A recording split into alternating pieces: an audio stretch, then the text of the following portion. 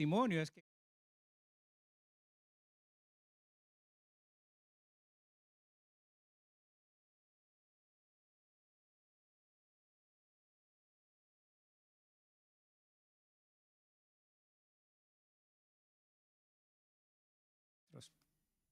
¿qué más? La logística. Bueno, pensamos en muchas cosas y dijimos, Señor, así sean con 3, pero vamos a arrancar la escuela. Necesitamos atender a nuestros adolescentes, que eran muy poquitos en ese tiempo.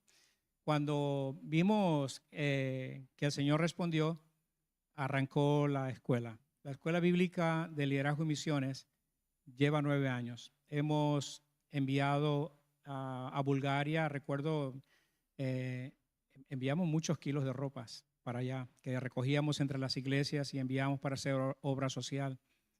Pero el año pasado que estuvieron en Italia, vinieron desafiados los nuestros, y el próximo año en Rumanía sé que van a venir aún más desafiados. Pero ¿qué quiero enfatizar en esto? Fe, fe es lo que mueve la mano de Dios. Si no vamos en fe, si mi fe no se, pues si no se demuestra en la acción, porque una cosa es yo decirlo, otra cosa es hacerlo. La fe no solamente está en la oración, la fe está en la acción. Entonces yo puedo orar y tengo que orar porque la Biblia me enseña a orar y tengo que orar al Señor. Pero orar es una parte, la acción es otra. Entonces pensamos en la fe en acción. Y por eso pensaba en lo que vamos a desatar durante esta semana. Cuando digo desatar, es que vamos a profundizar en temas en nuestros chicos y en nuestros jóvenes, mirando hacia adelante en lo que el Señor va a hacer a través de ellos. Y pensaba en la fe de Gedeón, porque siempre miramos la historia de Gedeón, que tú ya has leído muchas veces, hablando de Jueces capítulo 6. Y la historia de Gedeón es una historia que apasiona. ¿Cuántos han leído Gedeón o Jueces 6? ¿Cuántos han leído? ¿Verdad que sí? Ese llamado fue un llamado bastante curioso. Podríamos decir que cuando vamos a la lectura y hacemos una inmersión en la lectura, el pasaje nos envuelve y nos lleva. Y aquí viene lo curioso. Verán, hermanos, y esto es lo que tengo que decírselos con todo mi amor. Si tú vas a la escritura y ves una historia bíblica y lo tomas como una moraleja, ya terminó la enseñanza bíblica. Es que ya no hay nada que enseñarte. Pero si vamos como las escrituras, de que yo veo realmente aquí el resultado de lo que Dios está haciendo a través de personas que creen en Él, allá cambia la cosa. Porque yo puedo ir otra vez a ver una historia bíblica y lo puedo tomar como una moraleja. Pero no, las escrituras no se trata de moraleja. No se trata de que acá está el bueno, acá está el malo. Y venga, ya está, esto es lo que estamos entendiendo de la moraleja, ¿no? No, las escrituras es la palabra de Dios, es viva y eficaz. Y las escrituras nos instruyen, nos enseñan, nos guía para qué, para poder saber. Y entonces Dios no oculta nada. Eso es lo hermoso de las escrituras, que no nos oculta nada, nos muestra, nos revela para que nosotros podamos entender. Y aquí aparece Gedeón. Así que permíteme hacer una breve inmersión en Gedeón. Vamos todos a la Biblia, Jueces capítulo 6, ahí estará nuestra base, nuestro mensaje. Jueces capítulo 6. Bueno, este es un acontecimiento donde Dios llama a Gedeón, pero mira la situación que estaban viviendo.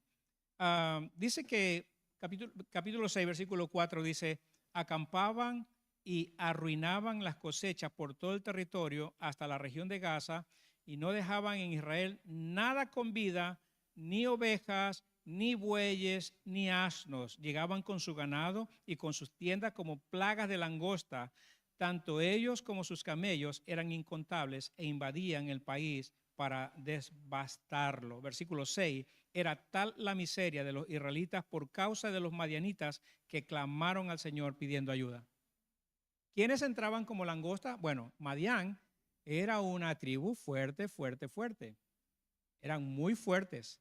Era algo que aplastaban y sometían. Ahora, mire, en tiempos antiguos, una ciudad se la conocía por sus fortalezas, sus muros y todo.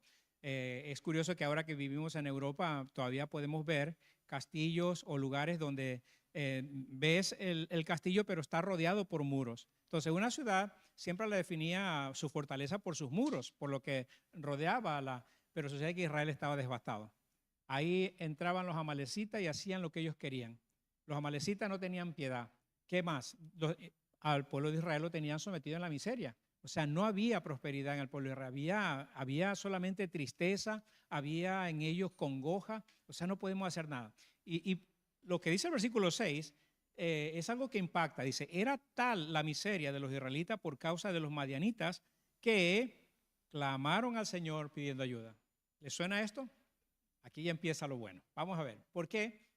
La Biblia dice que en la angustia le buscaremos, ¿no? Así es, ¿no? Así dice. Entonces, mire, empieza a ser sometido el pueblo de Israel y ahora sí el pueblo empezó a buscar ayuda de Dios. Versículo 7 dice, cuando los israelitas clamaron al Señor a causa de los madianitas, el Señor les envió un profeta que dijo, así dice el Señor, Dios de Israel, yo os saqué de Egipto, tierra de esclavitud, y os libré de su poder. También os libré del poder de todos vuestros opresores, a quienes expulsé de vuestra presencia para entregaros su tierra. Y os dije, yo soy el Señor vuestro Dios, no adoréis a los dioses de los amorreos en cuya tierra vivís, pero vosotros no me obedecisteis. ¿Quién está hablando aquí? Un profeta que Dios le mandó. ¿Y sabe qué hace? Les recuerda al pueblo de Israel todo lo que yo he hecho con ustedes. O sea, no es algo para olvidar. Miren lo que les he hecho. Ahora, aquí viene lo interesante. Imagínate que me cuentan algo de mi abuelo. En mi padre la historia más o menos se perdió. Y luego en mí empieza a haber algo similar a lo que vivió mi abuelo, pero es que ya eso ya se ha olvidado. ¿Me entiende el sentido, no? O sea que a través de los años, a través de los tiempos, olvidamos cosas de lo que Dios hace. Y esto le pasó al pueblo de Israel. Y tuvo que enviar un profeta para recordarles al pueblo de Israel, hey, ¿ustedes no recuerdan esto, lo que Dios hizo o lo que el Señor hizo con ustedes? Ahora, a partir de eso, cambia la escena, cambia la narrativa, porque mira lo que pasa en el versículo 12. Dice que, versículo 11 ya nos narra que el ángel del Señor vino y se sentó bajo la encina, pero el versículo 12 dice, cuando el ángel del Señor se le apareció a Gedeón, le dijo, el Señor está contigo, guerrero valiente. ¿Quién era Gedeón? La pregunta es, ¿quién era Gedeón? Hasta aquí que lo vas conociendo. Era un joven que en medio ahí mal vivía, mal comía. Ahora, está leyendo, haciendo bien la lectura, porque dice que los de Madián y los amalecitas llegaban y arrasaban de tal forma que no tenían nada, vivían miseria. Había una cosecha, ellos traían todo su camello, antes de que cosecharan, los camellos venían y comían todos sus pastos, sus trigos, y no dejaban nada. ¿Qué más? Los animales que tenían se lo llevaban. Ahora, quiero que observes este detalle, porque aquí hay algo interesante. ¿Por qué Dios se fija en Gedeón? Viene lo siguiente, guerrero valiente. El 13 dice, pero Señor, replicó Gedeón, si el Señor está con nosotros, ¿cómo es que sucede esto? Aquí empiezan las preguntas. ¿Dónde están todas las maravillas que nos contaron nuestros padres cuando decían el Señor nos sacó de Egipto? La verdad es que el Señor nos ha desamparado y nos ha entregado a manos de Madián. ¿Leyó bien? Entonces, sucede que al pueblo de Israel o al pueblo de Dios, Dios lo había sacado, había hecho prodigios, lo sacó de la esclavitud de Egipto. Una columna de nube, una columna de fuego, abrió el mar, pasó el pueblo y les entregó la tierra prometida, estaban ellos ahí. Eso era una historia que se contaba de generación en generación. Y llega el ángel del Señor justamente y empieza a hablar con Gedeón. Y la Reina Valera pone ahí, no pone Señor, sino pone Dios y con D minúscula, porque el reconocimiento de Gedeón no era justamente el de reverenciar a alguien. O sea, realmente no te conozco ni sé quién eres. Y si me vienes a contar esto, ¿cómo es que me vienes a contar? Porque mira nuestra miseria, cómo estamos. O sea, me lo han contado a mí, ha llegado por ahí uno que ha estado hablando, el profeta que había mandado, pero Gedeón dijo, pues vino por aquí alguien a recordarnos, pero realmente, si eso es real, ¿cómo es posible que sucedan esto? ¿Le viene preguntas? Mire, esas son más o menos preguntas que, si existiera Dios, ¿por qué no me sana?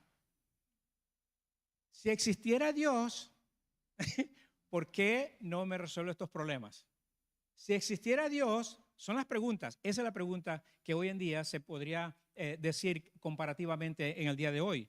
Pero esas son las mismas preguntas que hacía Gedeón. Vamos a ver, si realmente ese Dios existe, ¿dónde están sus maravillas que contaban? Porque aquí estamos viviendo en miseria. ¿Dónde están? Seguimos viviendo en miseria. Entonces, dicen que el Señor nos sacó de Egipto, así dice Gedeón. Pero ¿dónde están sus maravillas? ¿Dónde están sus proezas? Miren lo que estamos ahora mismo viviendo, es una situación mala. Entonces dice, el Señor lo miró y le dijo, ve con la fuerza que tienes y salvarás a Israel del poder de Madián. Y dice, y yo soy quien te envía. Hasta ahí era una conversación rara y extraña para Gedeón, porque me aparece, vino por aquí un charlatán, el profeta de Dios, diciendo y recordando al pueblo que este es el Dios que lo sacó de Egipto. Es más, mis padres y mis abuelos nos contaron estas historias. Y ahora me aparece aquí un hombre que dice que es un enviado de Dios y me está persuadiendo. En la foto tenemos un ángel, pero realmente no tenía alas. Era una persona igual que nosotros y que llegue que tiene un diálogo. Y Gedeón fue un diálogo extraño, porque mira lo que viene a continuación. Versículo 15 dice, pero Señor, objetó Gedeón, ¿cómo voy a salvar a Israel? Mi clan es el más débil de la tribu de Manasés y yo soy el más insignificante de mi familia. ¿Alguna vez se sintió así usted? ¿Ha escuchado esa frase, la última rueda del coche? ¿Ha escuchado esa? Que nos lo repetimos y lo creemos, ¿eh? Nos lo creemos. Yo soy la última rueda del coche. Si yo aquí, la gente no cuenta para nada conmigo, ¿no? Y esto es lo que está diciendo ahora mismo Gedeón a este ángel que se le apareció a Gedeón. Pero si yo vengo de la tribu más débil, Señor, es más, soy el más insignificante de mi familia. Versículo 16, el Señor respondió, tú derrotarás a los madianitas como si fuera un solo hombre, porque yo estaré contigo. Versículo 17, si me he ganado tu favor, dame una señal de que en realidad eres tú quien habla conmigo, respondió Gedeón. Te ruego que no te vayas hasta que yo vuelva y traiga mi ofrenda y la ponga ante ti. Y dice, esperaré hasta que vuelvas, le dijo el Señor. Bueno, ¿qué hizo Gedeón? Aquí empieza a ver lo que tenía Gedeón. ¿Cómo llegaban los de Madián? Devastaban. Ellos no podían entender nada. O sea, Gedeón, a un ejercicio mental, probablemente tenía por ahí una cueva donde pudo criar unos cabritos, algo de comida. A lo mejor en la noche cosechaba algo para tener guardado, tener reservas de comida, porque Gedeón va justamente y fue a preparar un cabrito y además con una medida de harina hizo panes sin levadura. Luego puso la carne en una canasta, luego puso el caldo en una olla, llevó los panes y lo presentó. Está leyendo bien, ¿no?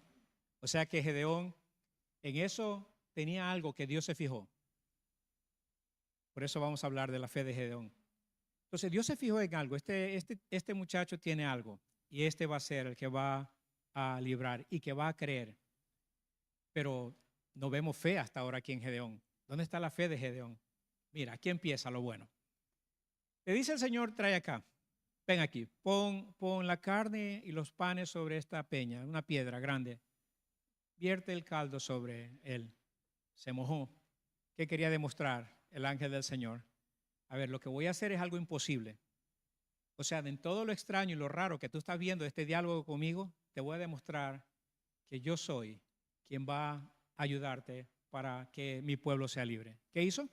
Cogió su báculo, lo tocó y hubo fuego y se consumió la carne y el pescado, los panes. ¿Qué sucedió allí? Gedeón se queda asombrado. Mire, entendamos más cómo es nuestro corazón. Porque ya estaba una señal, es que ya con una señal como esa nos rendimos y decimos, no, pues ya esto es un milagro. O sea, efectivamente, voy a creerle, este es realmente. No. Mira, no se quedó con ese. Ven conmigo más adelante. Dice que cuando Gedeón, versículo 22, cuando Gedeón se dio cuenta de que se trataba del ángel del Señor, exclamó, ahora sí, Reina Valera ahora sí pone Dios con D mayúscula. Y dice, ay de mí, Señor y Dios, he visto al ángel del Señor cara a cara. Pero el Señor le dijo, quédate tranquilo, no temas, no vas a morir. Entonces, ¿cuáles fueron las historias que contaron sus abuelos y sus padres a Gedeón? No, Dios es un Dios de proezas, Dios es un Dios de portentos, Dios es un Dios todopoderoso, Dios es un Dios que consume, Dios es un Dios de amor, Dios es un Dios que nos rescató y mostró su benevolencia, pero Dios es un Dios también que cuando muestra su ira, entonces dice, el ángel dice, tranquilo, no te preocupes, no vas a morir. Respira, Gedeón. Pero mire la dureza, o sea, ya hay un reconocimiento de que realmente es un ángel del Señor Y ahora dice, entonces Gedeón construyó ahí un altar del Señor y lo llamó El Señor es la paz, el cual hasta el día de hoy se encuentra en Ofra de Abiezer. No se queda allí, ven conmigo. Ahora dice que aquella misma noche, versículo 25, aquella misma noche el Señor le dijo, toma un toro del rebaño de tu padre, el segundo, el que tiene 7 años, derriba el altar que tu padre ha dedicado a Baal y el poste con la imagen de la diosa Acera que está junto a él. Luego sobre la cima de este lugar de refugio construye un altar. Y versículo 27 dice que Gedeón llevó a 10 de sus siervos e hizo lo que el Señor le había ordenado, pero en el lugar de hacerlo de día lo hizo de noche, pues tenía miedo de su familia y de los hombres de la ciudad. Bien, aquí hay otra información. ¿Qué había pasado con el pueblo de Israel? Madián tenía sus dioses y uno de ellos era la diosa Acera. Y Baal estaba ahí presente. Y el Señor le dice, haz esto. Ay, ay, ay. ¿De serio? Me voy a meter en un problema y un lío bueno, ¿eh? O sea, voy a derribar una imagen. Sí, sí, quiero que lo hagas. Tenía miedo, no lo hizo de día, lo hizo de noche. ¿Qué pasó? La narrativa continúa y dice que el pueblo se enteró que lo había hecho Gedeón y fueron a buscar a Gedeón para ajusticiarlo. Y de ahí sale una frase tan hermosa. El padre de Gedeón sale y se enfrenta con toda la gente y le dice, bueno, si realmente Baal tiene poder, pues que se vengue Baal. Oye, ese fue como un antídoto de tranquilidad. Todo el pueblo que estaba abrumado, que venía para ajusticiar a Gedeón, y se quedaron tranquilos y calmados todo el pueblo. Es verdad, no tiene razón, pues si Baal tiene poder, pues que se defiende él solo. Eso ayudó a ver algo en Gedeón. Dice, bueno, realmente Dios está haciendo las cosas aquí, porque esto era algo imposible. Yo iba probablemente a ser muerto. Bien, ven conmigo más adelante.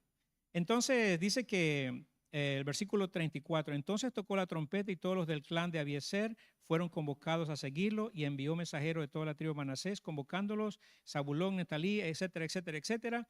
Y bueno, así sucedió que al día siguiente, entonces Gedeón, estoy en el versículo 39, le dijo a Dios, no te enojes conmigo, déjame hacer solo una petición más, permíteme hacer una prueba con el vellón. Vellón era lana de oveja, que usaban ellos para, bueno, para hacer mantas o para cubrirse. Y le dice esto al Señor. Primera prueba. Mira, voy a dejar el vellón aquí. Si el vellón amanece mojado y alrededor del vellón seco, es una señal. Al otro día fue Gedeón y dice que exprimió el vellón y salió ¿cuánto? Una taza de agua. Oh, wow. Y todo el resto estaba seco. Pero no se queda allí. Dame otra señal más. ¿Sabe cuál es la señal ahora? Voy a dejar el vellón.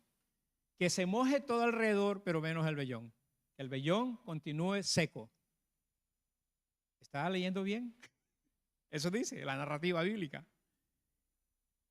Y Dios le concede esa petición. Muy bien, lo voy a hacer. Y al otro día él se levanta y ve efectivamente que todo alrededor del vellón estaba mojado y el vellón estaba seco. 6 cosas que aprendemos de aquí. Porque cuando hablamos de la fe de Gedeón, a veces pensamos que, bueno, ¿no tiene fe o no tiene fe Gedeón? ¿Cómo es que le pide tantas señales? ¿Cómo es que realmente él se atreve a decir esto a Dios mismo? Bueno, es que hermano, si tú y yo fuéramos Gedeón, yo te puedo decir y asegurar que te pondrías en la misma situación. Porque Madián no era algo fácil. Madián era un pueblo muy grande, era una multitud, una langosta, dice la Biblia, lo descifra así, que llegaban como langosta, o sea, era como una plaga que llegaban y asolaban al pueblo de Israel. Entonces, 6 cosas que aprendo de esta escena. La primera, ¿sabe cuál es? Nuestro pecado siempre hace que perdamos bendiciones de Dios. Siempre hará que nuestras bendiciones sean perdidas, porque cometemos pecados, siempre incurrimos en una falta y basado en ese pecado no escuchamos a Dios. Y aunque nosotros querramos dirigir nuestra vida buscando de Dios y siendo dirigido por Dios, el pecado nos abruma, nos abraza y de tal forma que nos impide ver al Señor. Entonces, ¿qué pasó con el pueblo de Israel? El pueblo de Israel empezó a escuchar las voces de otros dioses. Por eso permitieron construir dioses de Baal en medio del pueblo de Israel, cuando él ya había dicho: yo te saqué de Egipto, yo te liberé, yo te libré, no te harás imagen ni semejanza. ¿Cuánto más es que te prohíbo que copies cosas de tus vecinos? No, no, no, tú eres mi pueblo escogido, a ti te he escogido, haré grandes cosas a través de ti. Bueno, ya sabe lo que sucedió con el pueblo de Israel. Entonces, eso hizo que fueran entregados en manos de los madianitas. Pero es que la Biblia nos enseña tantas cosas. Mire, hay dos personajes que la Biblia nos enseña. ¿Sabe cuál fue uno? Sansón. Fue uno de los hombres más fuertes de la Biblia. ¿Sí o no? A través de la humanidad, la Biblia nos narra que era fuerte, tenía fortaleza. Y el otro, ¿sabe cuál fue? Salomón, un hombre tan sabio. Los dos fracasaron por la sedición del pecado. Los dos fracasaron por la sedición del pecado.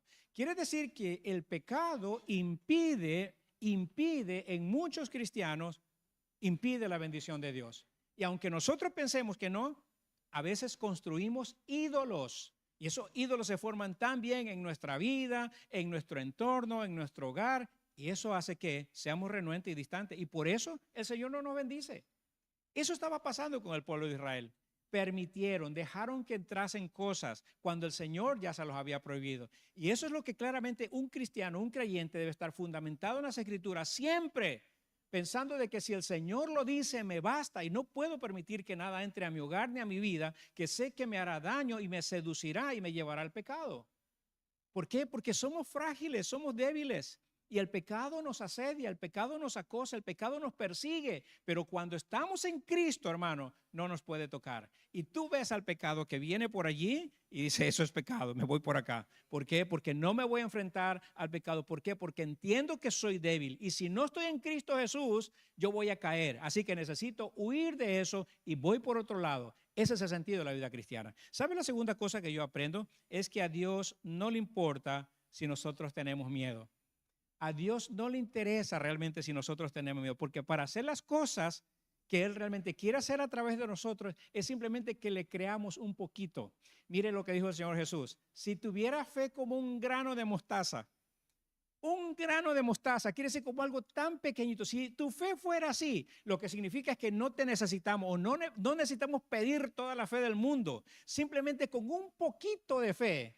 Con un poquito de fe, el Señor hará grandes cosas, porque lo que le importa al Señor, lo que le importa a nuestro Dios, es que a pesar del miedo, tratemos las cosas en obediencia delante de Él. Sí, claro que sí, hermano. Póngase en la piel de Gedeón. Yo creo que tú y yo, casi que viviríamos la misma situación. ¿Por qué? Porque, a ver, me has escogido a mí. Yo voy a liberar al pueblo, a Israel. Yo. Pero si esos son... Es un enjambre de gente que va a venir. Son muchísimos soldados que van a venir y van a atacarnos y nos van a devastar. Eres tú. Me he fijado en ti. Y en ese miedo lo que necesito es que confíes en mí. En esa duda lo que necesito es que confíes en mí. Lo que quiero decirte es que en ese miedo me voy a glorificar. ¿Sabe lo que necesito? Una sola cosa. Se llama obediencia. Ay, hermanos, cuando yo veo esto, yo tengo que decirte, pregúntale a Abraham,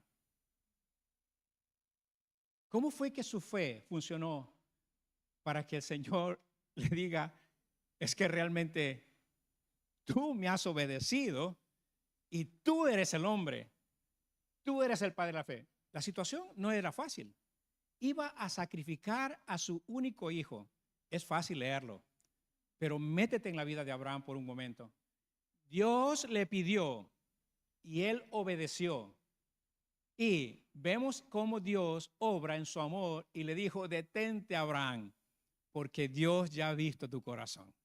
Detente, ¿no? Ya, está bien, ya hemos visto tu obediencia. Eres tú ahora sí el hombre con el que el Señor quiere caminar sobre la tierra y va a caminar contigo. Entonces, hermano, basado en nuestros miedos, lo que Dios necesita es nuestra obediencia.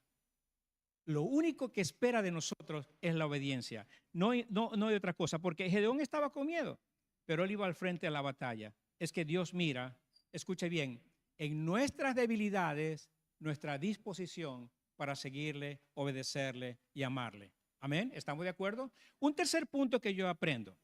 Otra vez, ¿cuántas veces nosotros nos hemos sentido como Gedeón haciendo estas preguntas? ¿Dónde está el Dios de Israel? ¿Dónde está ese Dios que abrió el Mar Rojo? ¿Dónde está ese Dios lleno de proezas? Escuche bien, Dios está allí, aunque muchas veces no lo veamos. Dios está allí, Dios es fiel. Entonces nosotros preguntamos, ¿no? Otra vez pienso en esto, ¿no? Cuando nos abruma una enfermedad, nos llega una enfermedad, ay Señor, ¿y ahora? Y oro al Señor, ayuno. Esto es más o menos como cuando, recuerdo hace unos años atrás, hablando con un hombre, llegó a la iglesia, teníamos una campaña evangelística y llegó a la iglesia con su esposa. Y la esposa recibió a Cristo. Y ¿sabe qué? Al hombre ahí, después tuvimos una conversación con él y él dijo lo siguiente: si Dios le sana a mi mujer, yo me voy a hacer cristiano. ¿Está viendo eso? Si Dios hace esto, ahora sí yo. Si Dios hace esto, ¿por qué? Porque es la pregunta, ¿no? A veces cuando tú tienes esa pregunta, si existiera Dios, ¿por qué hay tanta pobreza? Si existiera Dios, ¿por qué hay tantas guerras? Si existiera Dios, ¿por qué estamos así? Entonces, nosotros podemos hacer ese tipo de preguntas, pero ¿sabe lo interesante de todas estas preguntas? Es que Dios siempre estará donde nosotros menos lo esperamos. Cuando confiamos en Él, Él va a estar allí. Entonces, ¿qué pasó con su pueblo? Su pueblo hizo lo que quiso. Su pueblo ya se rindió y ahora sí vino que los madianitas entraron, devastaron a Israel. Israel vivía en la miseria, estaba en la calamidad, no tenían prosperidad, no había progreso, no había sentido de vida, no había nada. Dios estaba allí. Dios estaba mostrando que es difícil y duro apartarse de Él cuando nosotros lo hemos conocido. Ese es el mensaje, hermano querido. Cuando conocemos al Señor, es duro y difícil cuando nos extraviamos, porque luego extrañamos y añoraremos su presencia y estar delante de Él. Amén. Entonces, eso es lo importante de nuestra vida cristiana, que debemos pensarlo en esta realidad.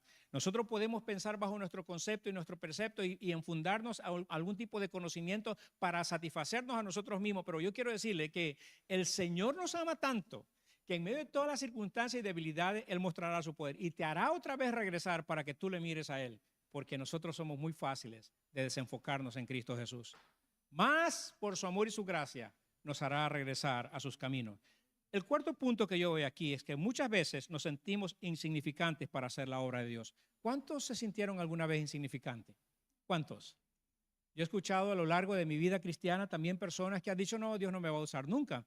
No, ¿que predicar? No, yo eso nunca me va a enseñar. O sea, yo nunca predicaré. ¿Sabe qué más? No, evangelizar, no, ¿qué va? Yo tengo vergüenza hasta para hablar con mi esposa. Yo no tengo vergüenza que no me ponga a mí a evangelizar porque no voy a evangelizar.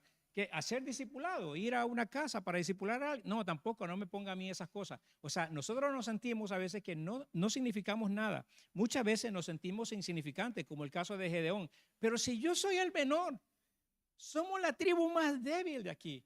¿Y en mí te has fijado? Sí, hay algo especial en ti.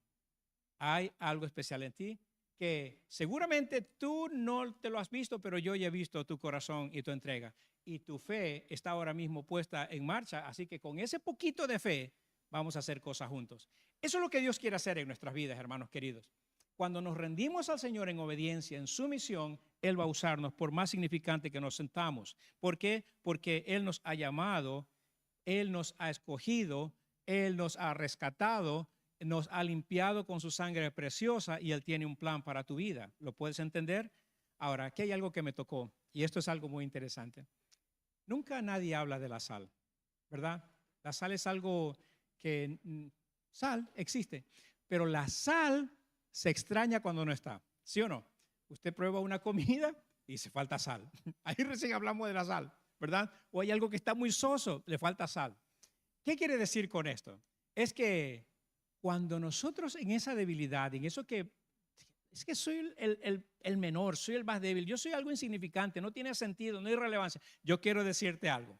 Cuando empezamos a entrar al Señor en ese llamado que Dios nos hace, oye, hermano, a partir de ese momento se nota tu ausencia porque tu servicio en el Señor es algo que lo das por amor y por gracia a Él.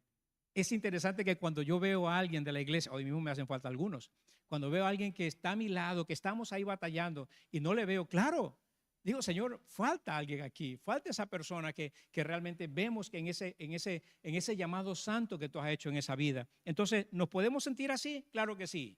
¿Insignificante? Sí, nos sentimos insignificantes, pero quiero decirle que en eso, en ese miedo, en eso que yo me siento poco, que soy nada, eso Dios se fija y cuando Él nos llama, Él nos levantará para su gloria y para su honra. Una quinta cosa que yo veo aquí es que cuando tenemos un encuentro con Dios, tenemos un llamado y ese llamado Dios nos hace hacer cosas que son contrarias a la sociedad y cultura que vivimos. Ok, vamos a ponernos en contexto. ¿Cómo es que tenemos que evangelizar? Que estamos hablando de nuestro programa de evangelismo de Jesús en los bares. ¿Vamos a dónde ir? ¿A los bares? Pero ¿cómo será eso? Hermanos, es que es un contexto o un concepto muy nuevo y no sabemos cómo lo vamos a hacer. ¿Realmente eso? ¿Y qué vamos a hacer? Y empezamos a explicar el programa y dice, ¿eso vamos a hacer? Oh, wow. Yo estoy pensando en muchas cosas que van a suceder ahí. Vamos en contra de la cultura, vamos en contra de la sociedad. ¿Vamos a hablar de Cristo en los bares? Sí, vamos a hablar de Cristo en los bares. ¿Me entiende la idea? Cuando nosotros tenemos un llamado del Señor, es que realmente la cultura y la sociedad no nos define. Nos define Cristo. Y aunque son cosas extrañas y raras para la gente, porque ese es el sentido que tuvo aquí Gedeón. A ver, yo soy llamado ¿para qué? No, tú vas a hacer cosas y vas a librar a mi pueblo.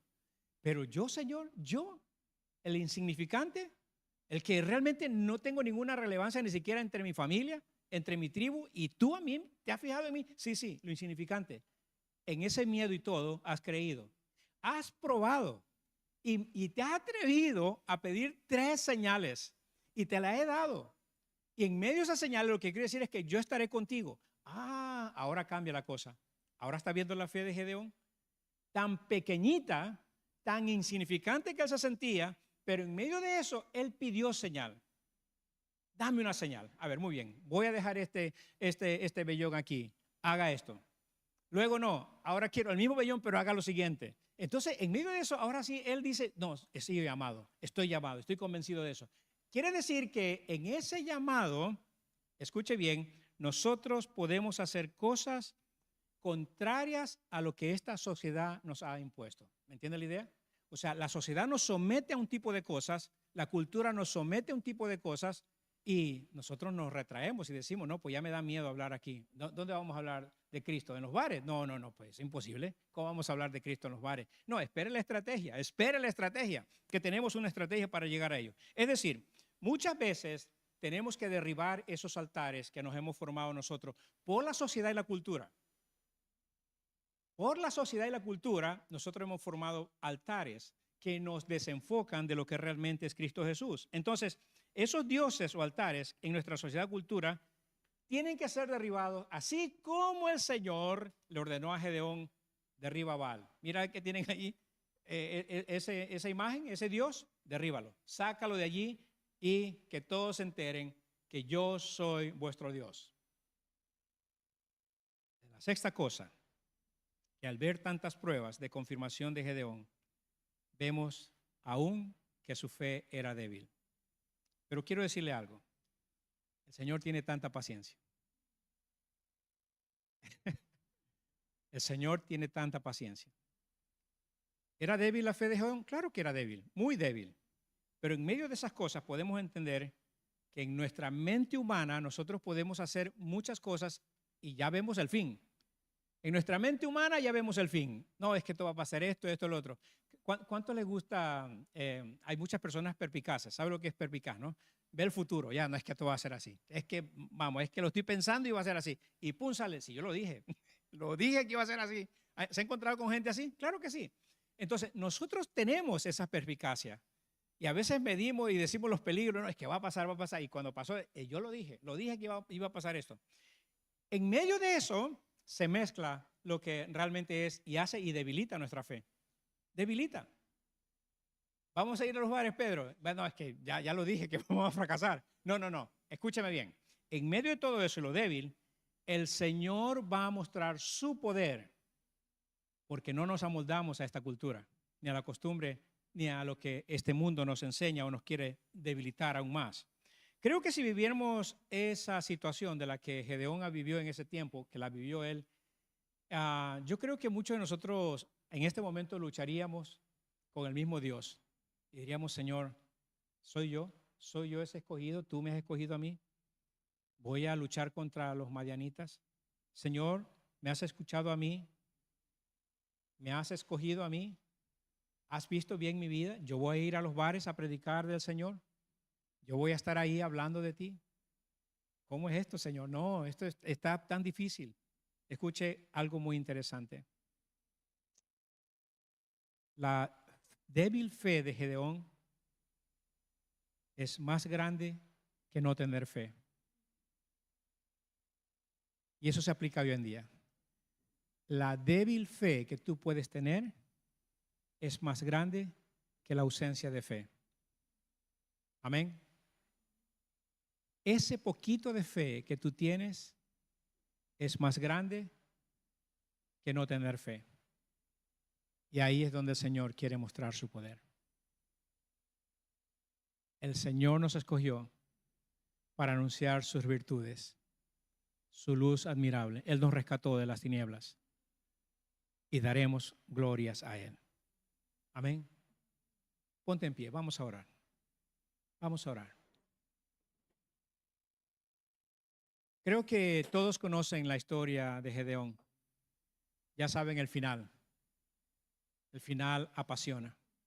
El final de la historia es algo que nos envuelve y decimos, ay Señor, yo leo esa historia y digo, ay Señor, ¿cómo quisiera vivir ese tiempo?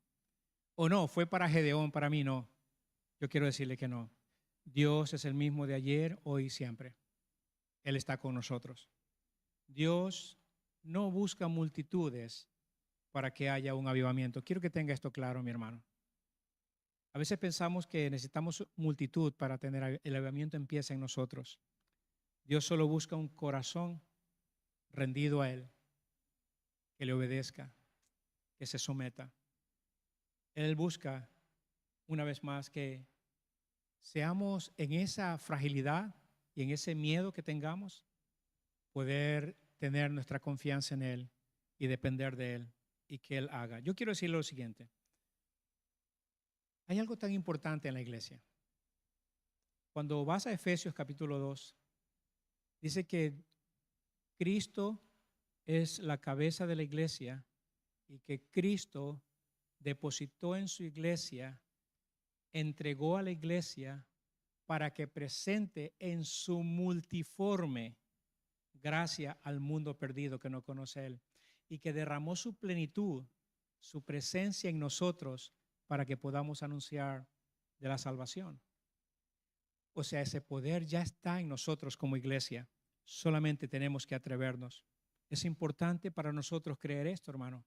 Es importante para nosotros pensar de que Él está con nosotros. Él vive en nosotros. Él llena. Él quiere usarnos. Él quiere que realmente comuniquemos su mensaje, pero primero que lo vivamos. Que en ese poquito de fe que tengamos, podamos experimentar su gracia y poder. Y estoy convencido que el Señor te va a usar en gran manera.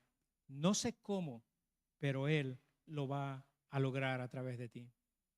Hay algo que me ha impactado en mi vida y quiero decírtelo con todo mi corazón. Cada vez hay menos gente buscando del Señor. Cuando digo buscando, no es justamente viniendo a la iglesia y tener un tiempo de comunión. Cada vez hay menos gente que rinde su vida en un devocional personal, en un momento de comunión con Dios, a solas con Dios. ¿Sabe, hermano? La vida de un creyente, la base de la vida de un creyente está cuando rendimos nuestra vida al Señor, así sean 10 minutos, 15 minutos en tu día, puedas dedicarlos solo para escuchar del Señor, para amarle, para adorarle, para decir, Señor, esta palabra que es bien eficaz ha traspasado mi vida y quiero esa comunión contigo cada día. Y eso sucede que hace que la iglesia mengüe cuando nosotros empezamos a buscar de Él en espíritu y en verdad.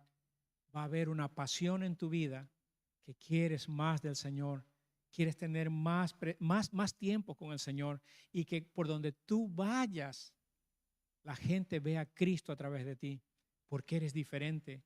Eso es lo que Dios quiere hacer en nuestras vidas.